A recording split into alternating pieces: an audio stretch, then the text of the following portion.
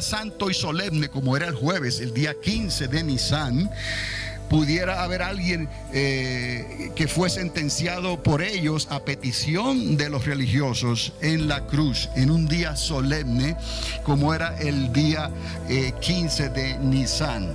Ahora, esto confirma la historia según la estamos presentando, ¿no? Que fue un miércoles en lugar de un viernes. Ahora, aquí abajo dice, estaría entonces 3 días y 3 noches, que son ¿cuánto? 72 horas, 24 horas al día, lo multiplica por 3, le da 72, y resucitaría ¿cuándo? El primer día de la semana. Pero ¿cuándo comienza el primer día de la semana? A la puesta del sol de ¿cuándo? Del sábado. Recuerde eso siempre. Eso es como Dios pensó desde Génesis al principio. Creó Dios el día, la primera tarde y el día siguiente, y fue llamado un día. Dios llama el comienzo del día en la puesta del sol hasta puesta del sol. Eso llamó un día. De puesta del sol a puesta del sol, eso es un día. Entonces Él resucitó el primer día de la semana, que viene a ser entonces después de la puesta del sol del sábado anterior. ¿Está conmigo?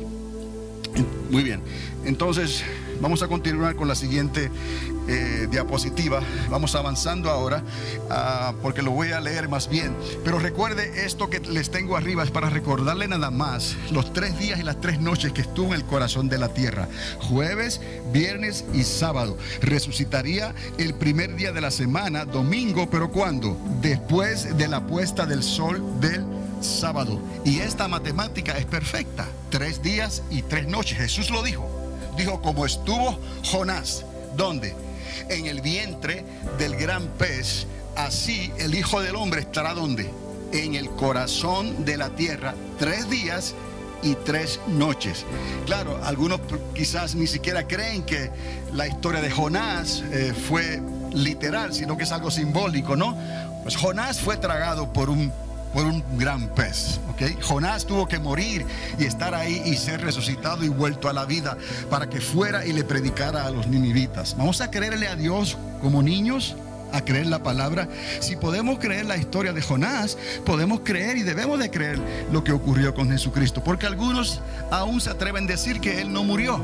No llegó a morir, sino que los apóstoles lo bajaron de la cruz, lo sanaron y Él vivió una vida normal.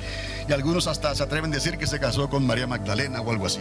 Pero son cosas ridículas que no tienen ningún fundamento. Jesucristo murió, estuvo 3 días y 3 noches en el corazón de la tierra, y al tercer día resucitó de entre los muertos, y su tumba está ¿qué? Vacía. Mahoma no puede decir lo mismo de la tumba de sus profetas.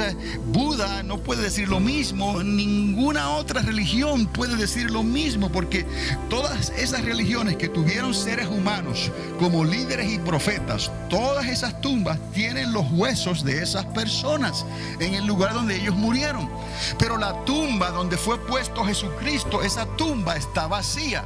¿Y cuál es la evidencia? Que Él se le apareció a muchos después de la resurrección, y de eso vamos a hablar entonces. Esas 6 semanas, 40 días, que en realidad fueron 6 semanas que Él estuvo dándole una escuela avanzada a los discípulos, hablándole de qué. Como decía la hermana Mary, ¿de qué les estaría hablando el Señor durante esos días? Vamos a ver. Entonces, quiero que rapidito aquí vea un dato histórico, nada más. Ese jueves era el día solemne. Recuerden, el 14 miércoles de Nisan fue el día de la crucifixión. El jueves era el día solemne, que nadie podía trabajar, nadie podía hacer nada. Todos los religiosos estaban metidos en sus casas y no iban a hacer absolutamente nada. El viernes 16 fue el segundo día de la Pascua, y esto es importante, el segundo día, porque esto da comienzo a la fiesta de las primicias, y Jesús dijo que Él era la primicia. Vamos a ver por qué, y algo que tiene que ver con lo que hizo Jesús durante esas 6 semanas. El viernes 16 es el segundo día de Pascua. El sábado 17 es día de descanso, es lo que llaman el Shabbat, ¿no? El día de descanso de todos los judíos. Y entonces el domingo 18 era el primer día de la semana, día de resurrección para Cristo, o sea, el sábado, repetimos, después de la puesta del sol. Entonces, el lunes 19, el martes 20, el miércoles 21, también vino a ser un día solemne. ¿Por qué? Porque eran fiestas especiales. Son 7 días y se conoce como la fiesta de los panes sin levadura. Eso era una fiesta, la fiesta, todavía se considera esa fiesta, la fiesta de los panes sin levadura, que tiene que ver con la Pascua, el recordatorio de cómo Dios sacó al pueblo de la esclavitud de Egipto de una manera rápida. Y comieron pan a la ligera, no pudieron usar levadura, sino que entonces, como diríamos nosotros, lo comieron a la carrerita cuando salieron de Egipto. Fiesta de los panes sin levadura, que son 7 días. El viernes 16, entonces, que viene a ser ese segundo día de Pascua, comienza la celebración de la fiesta de las primicias por 7 semanas. Y aquí algo importante: 7 semanas son 7 por 7, ¿cuánto? 49, más 1, 50. ¿Está conmigo? 7 semanas, 49 días, más 1, son 50. De ahí que cuando el Espíritu Santo vino y los visitó en el aposento alto, ocurrió en el día de Pentecostés. Pente, de 50. Entonces todo esto está encajando matemáticamente. Jesucristo mismo cumplió lo que Él hizo conforme a lo que ya estaba establecido por los profetas y por Moisés, según lo que Dios le dio en el monte Sinaí siglos antes, ¿no? Jesucristo fue el Cordero, fue inmolado, fue sacrificado, y Él mismo celebró la Pascua, Él mismo celebró las primicias, y Él mismo celebraría Pentecostés. Pero entonces ya no estaría en la tierra cuando ocurrió eso. Jesús no estaba. Era importantísimo que Él subiera, porque ¿qué faltaba por hacerse? ¿Enviar a quién? Al Espíritu Santo. Lo envió el día de Pentecostés. Él lo dijo: si yo no subo, entonces Él no baja. No os dejaré huérfanos, estaré con vosotros todos los días hasta el fin. Entonces Jesús sube después de las 6 semanas, faltando una para cumplirse las fiestas de las primicias. Y entonces el día 50, 49 más 1, el día de Pentecostés, recibieron el bautismo del Espíritu Santo. Y los judíos le llaman Shavuot.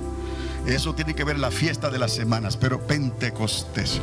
Entonces, vemos entonces cómo esto en realidad encaja, suma, se acomoda a lo que Jesús mismo hizo con su muerte, con su resurrección y con su ascensión. Tenemos entonces ahora que después de la resurrección de Cristo, todavía había parte de la fiesta de los panes sin levadura.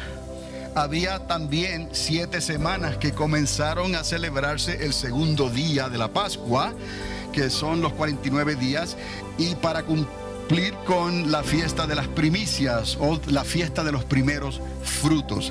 Ahora, Lucas establece que unos 40 días fueron pasados con los discípulos antes de la ascensión. Entendamos qué pudo haber hecho Jesús durante y por qué se quedó Jesús. Obviamente entendamos, si Jesús se quedó unos 40 días, podemos decir que fueron 6 semanas. ¿Cuántas semanas duraba la fiesta de las primicias? 7. Él dedicó 6. 6 es el número del hombre, hemos dicho, y 7 el número de Dios, del Espíritu Santo. Vamos a entender esto, que en la Biblia no hay casualidades, ¿ok? Entonces, Dios permite que el Señor esté unas 6 semanas aquí en la tierra, y vamos a ver de qué les estaría hablando el Señor durante esas 6 semanas. El Señor pasó 6 de las 7 semanas en que se celebran la fiesta de las primicias, que son los primeros frutos, enseñándoles a todos sus discípulos sobre los misterios del reino de Dios. Si usted va entonces a Lucas capítulo 8 verso 10, va a haber referencias ahí donde el Señor les recuerda que hay misterios. Le dijo: a vosotros ha sido dado conocer que los misterios del reino de Dios. El reino de de Dios tiene misterios. Y de la única manera que el pueblo de Dios puede entender esos misterios es por el Espíritu Santo, que nos ilumina y nos ayuda a entender su palabra. Por eso es que nosotros tenemos que creerle completamente de que el Señor va a venir en estos tiempos, porque si no, ¿qué estamos viviendo? ¿Qué evangelio estamos viviendo? ¿Qué fe tenemos nosotros si no podemos considerar que en estos días el Señor se puede aparecer de un momento a otro? Que antes de que se nos acaben nuestros días, todo esto puede dar comienzo en su cumplimiento profético. Si usted lo puede creer así, le garantizo que cuando usted hable con una persona que está interesada, usted le va a hablar de la misma manera y le va a decir: es necesario que creas, todas estas cosas ocurrieron con un propósito. Quiere decir que el Señor está a las puertas, la tumba está vacía y en el mismo lugar que Él subió, ahí mismo va a regresar. Y muchos se van a reír, se le ríen en la cara, dicen: estás loco. No, no estamos locos. Esto ocurrió hace 2000 años atrás y Jesús dijo: vengo en breve, y hace 2000 años atrás. ¿Por qué? Porque Dios dijo que para Él un día es como 1000 años y 1000 años como un día. ¿A quién le vamos a creer? Créale a Dios antes que sea demasiado tarde. Y el Espíritu de Dios te va a dar entendimiento para que te prepares y prepares a otros, porque el Señor viene ya. Entonces, todo esto que están practicando por ahí, enseñando por ahí, haciendo cosas que no están en la Biblia, todo eso no les va a ayudar en realidad. Cuando llegue la hora de la verdad, ¿hacia dónde van a correr? Si no tienen al Espíritu Santo, si no entienden la palabra, ¿hacia dónde van a correr? Entonces van a correr hacia cualquier viento de doctrina que cualquiera diga por ahí, un falso profeta, una falsa enseñanza, porque no se sometieron a la palabra y a la verdad y a la historia que confirma esta palabra. Por alguna razón, los recuentos de los judíos fueron de gran valor entonces y han seguido siendo de grande valor hasta los días de hoy. ¿Por qué? Porque al pueblo judío Dios le dio la salvación. La salvación viene de los judíos. Y en la mentalidad judía estas cosas fueron explicadas. Y si el cristianismo se ha divorciado de la mentalidad hebrea, de la mentalidad judía, ¿cómo va a entender estas cosas? Necesitamos el contexto, y por eso Dios ha mantenido un remanente del pueblo judío que todavía sigue hablando de estas cosas en el contexto de la palabra de Dios. Creemos que se escribieron, se tradujeron en el griego, obviamente, pero tuvieron que ser pensadas y escritas originalmente en el arameo. Vamos a ser realistas, amén.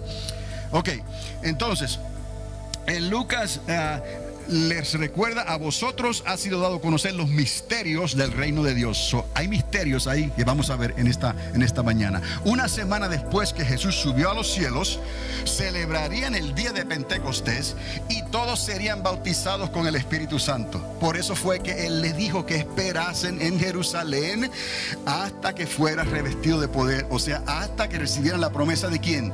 Del Padre.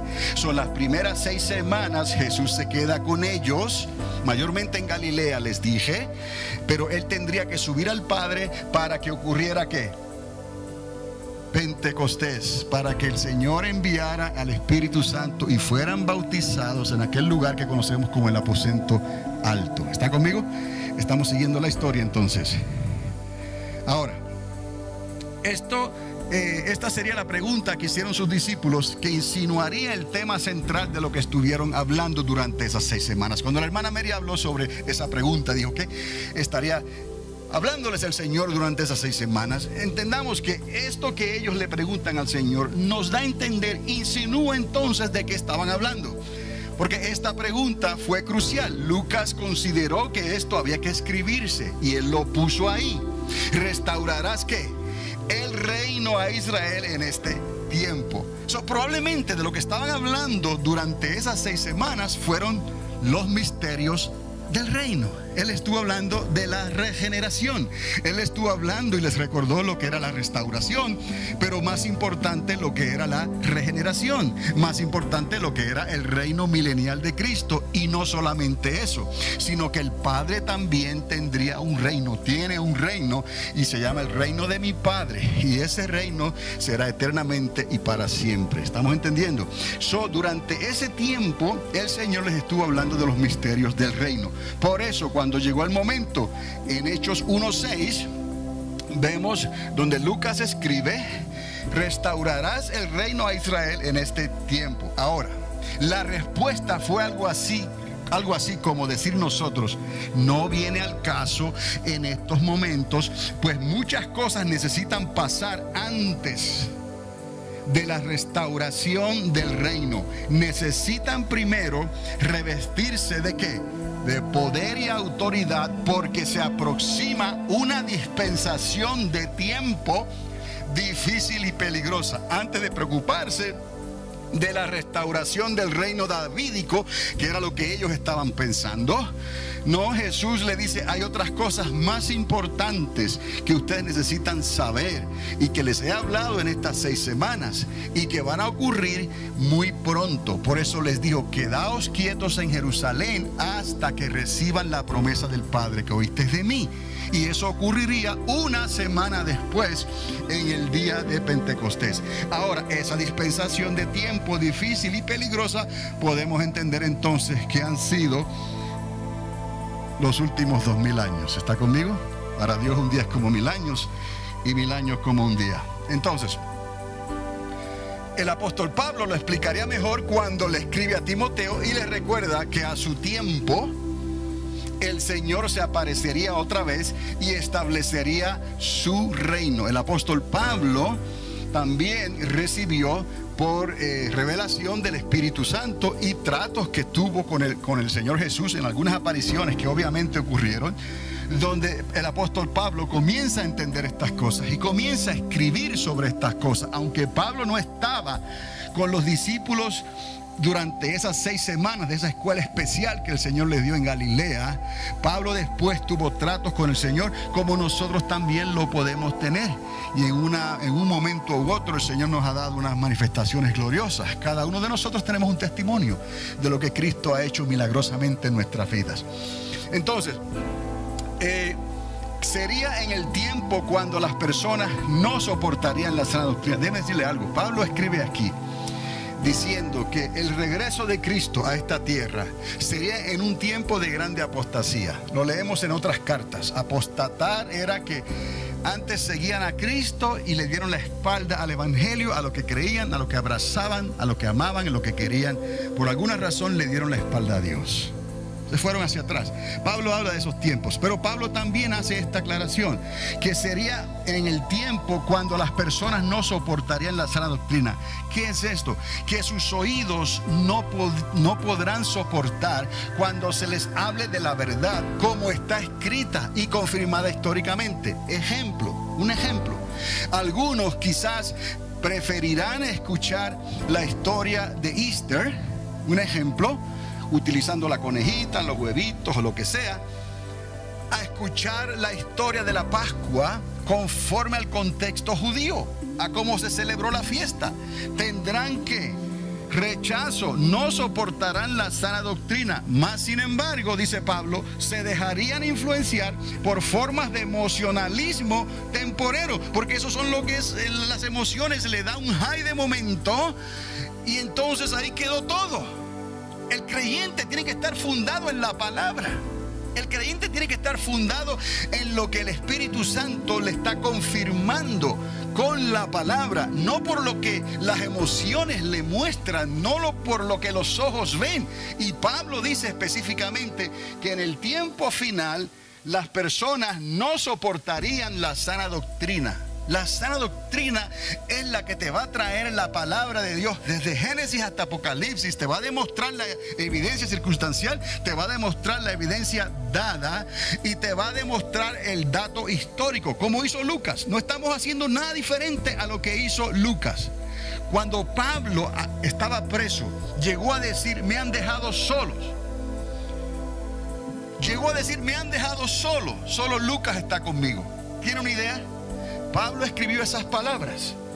Las personas no soportarían la sana doctrina, pero estarían corriendo de un lado para otro, no creyendo la verdad, sino buscando espíritus de error que le hablen las cosas que ellos quieren oír y escuchar.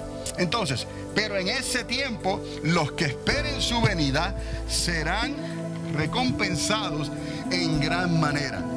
Si usted va a 2 Timoteo capítulo 4, del 1 al 8, ahí se va a dar cuenta que hay que tener un sentido de que Cristo está a las puertas, de que su venida está a las puertas. Esos que piensan así, dice la palabra, serán recompensados en gran manera.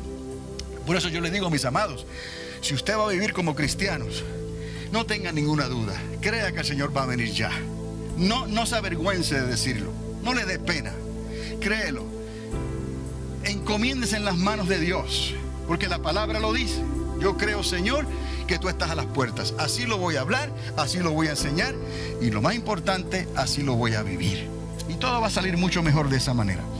Ahora, las enseñanzas sobre el reino. Los discípulos entonces estarían hablando sobre restauración. ¿Qué es lo que vamos a ver aquí ahora? En estos diapositivas que nos quedan. Que durante ese tiempo de esas 6 semanas, esto era lo que probablemente estaba ocurriendo. Según nos dice Lucas, ellos comienzan preguntando por la restauración del reino davídico de Israel, de Jacob, de las 12 tribus, ¿no? Lo querían hacer rey como David. Pero Jesús está hablando de otra cosa. Él está hablando de la regeneración. Ellos están pensando sobre restauración y Jesús les está hablando sobre regeneración. Algo nuevo. Es un nuevo orden, como les dije, según esos que lo traducen de esa manera. No me gusta la palabra nuevo orden, pero en este caso es algo parecido, ¿no? Es algo nuevo que Dios está haciendo durante esos 1000 años. Entonces, Él le está hablando de la regeneración. Ellos están hablando de la restauración del reino davídico. Jesús le está hablando de la regeneración conforme al orden de Melquisedec. Y ahí entramos otra vez en la historia de Melquisedec, que la vuelven a revivir otra vez en el libro de Hebreos. Ahora, la restauración la encontramos en Hechos 1:6, o sea, la pregunta. Y el tema de la regeneración lo trae el mismo Señor en Mateo